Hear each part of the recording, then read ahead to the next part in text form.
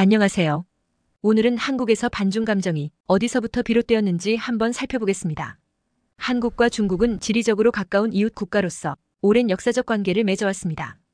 그러나 21세기에 들어서면서 두 나라 사이에는 다양한 갈등과 오해가 생겨났고, 이는 한국 내 반중 감정으로 표출되었습니다. 지금부터 그 내용들을 하나씩 살펴보겠습니다. 2000년대 초반 반중 감정이 본격적으로 표출된 첫 번째 사건은 바로 동북공정입니다. 2002년 중국 정부는 고대 중국 역사와 영토를 연구하는 프로젝트인 동북공정을 시작했습니다. 이 프로젝트에서 고구려와 발해가 중국의 지방 정권이라는 주장이 나오자 한국 국민들은 강하게 반발했습니다. 이는 한국 국민들 사이에서 중국이 한국 역사를 왜곡하고 있다는 인식을 심어주었고, 인터넷을 중심으로 격렬한 논쟁이 벌어졌습니다. 2010년대로 접어들면서 반중 감정은 경제적 갈등과 안보 문제로 인해 더욱 고조되었습니다. 한국 정부가 미국의 사드 배치를 결정하자 중국 정부는 강력히 반발했습니다. 사드 배치는 북한의 핵 및 미사일 위협에 대응하기 위한 방어 체계로 논의되었습니다. 중국 정부는 사드의 레이더가 중국 본토를 감시할 수 있다는 이유로 반대 입장을 표명했습니다. 이에 따라 중국은 한국의 대중 수출을 제한하고 중국 내 한국 기업에 대한 규제를 강화하는 등의 경제 보복을 시행했습니다. 또한 2010년 연평도 포격 사건 이후 중국이 북한을 일방적으로 지지하는 태도를 보이면서 안보 문제에서도 갈등이 깊어졌습니다. 이는 남북 간 군사적 긴장을 극도로 고조시켰습니다.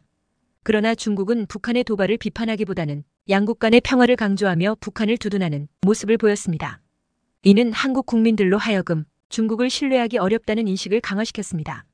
이와 더불어 중국 동부 지역에 원전이 다수 설치되면서 한국 내 환경적 우려가 커졌습니다. 특히 중국에서 발생한 황사가 봄철마다 한반도로 넘어오면서 대기 오염을 유발하고, 이는 한국 국민들의 건강에 직간접적으로 영향을 미쳤습니다.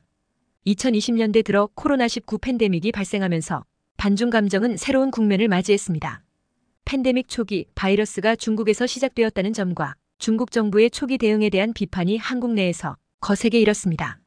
또한 팬데믹 기간 동안 중국에서 발생한 한국인 혐오 사건들이 보도되면서 양국 국민들 간의 감정은 더욱 악화되었습니다. 더불어 최근 몇 년간 문화적 갈등도 커졌습니다. 중국의 일부 네티즌들이 한복, 김치, 판소리 등 한국의 전통 문화를 중국의 것이라고 주장하였고, 이는 SNS와 미디어를 통해 확산되었습니다. 중국은 주변국들과의 영토 분쟁과 자원 독점 문제에서도 논란의 중심에 서 있습니다. 남중국해에서 중국은 인공섬을 건설하고 군사기지를 설치하면서 베트남, 필리핀, 말레이시아 등 여러 국가들과 갈등을 빚고 있습니다. 이러한 중국의 행보는 국제사회에서 비판을 받았으며 한국 내에서도 중국의 확장주의에 대한 경계심을 불러일으켰습니다. 또한 천안문 사태를 필두로 홍콩에서의 민주화 운동, 티베트 독립운동에 대한 탄압은 국제사회에서 지속적으로 비판을 받고 있습니다. 또한 중국의 강경한 대만 통일 정책은 대만 해협이 긴장을 고조시키고 있으며, 이는 동아시아 지역의 안보 불안 요소로 작용하고 있습니다. 중국은 대만을 자국의 영토로 간주하며 대만의 독립을 강하게 반대하고 있습니다.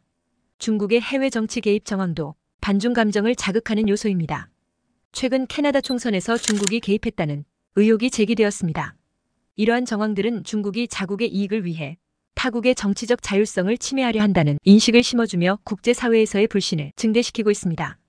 이처럼 한국 내 반중 감정은 역사적, 경제적, 안보적, 환경적, 문화적, 그리고 인권 및 국제정치 문제들이 복합적으로 작용한 결과입니다. 각 시기마다 다양한 사건들이 발생했고, 이는 한국 국민들의 인식에 큰 영향을 미쳤습니다. 한국과 중국은 가까운 이웃 국가로서 상호 이해와 협력이 필요하지만, 이러한 감정적 갈등을 해소하기 위해서는 상호 존중과 신뢰 회복이 우선되어야 할 것입니다. 경청해 주셔서 감사합니다.